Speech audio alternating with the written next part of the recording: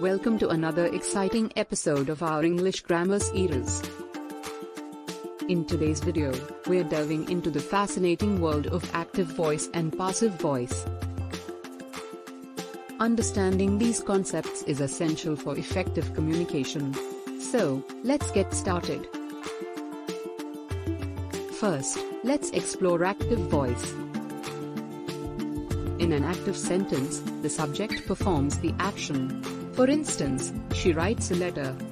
Here, she is the one doing the action, which is writing. Active voice rules. Rule 1. In an active voice sentence, the subject precedes the verb. This maintains clarity and simplicity in our sentences. Rule 2. Active voice is the default choice for both writing and speaking. It is straightforward and usually more engaging. Now, let's move on to passive voice. In passive sentences, the subject receives the action. Consider this example: the letter is written by her. Here, the letter is the receiver of the action. Passive voice rule 1. In a passive voice sentence, the object of the action comes before the verb, often with by followed by the doer or omitted altogether.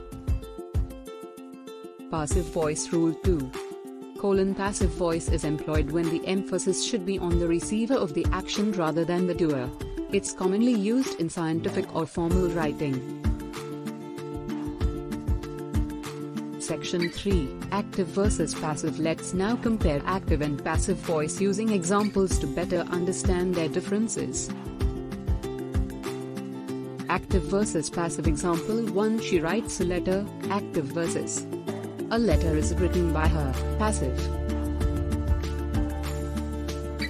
Notice how the focus shifts from she to the letter in the passive version. Active versus passive. Example 2. They built the bridge. Active versus. The bridge was built by them. Passive. Once again, the focus changes from they to the bridge. Section 4. When to use each voice. Knowing when to use active or passive voice is crucial. Let's clarify that. When to use active voice. Active voice is preferred for clarity, directness, and when you want to highlight the action's doer.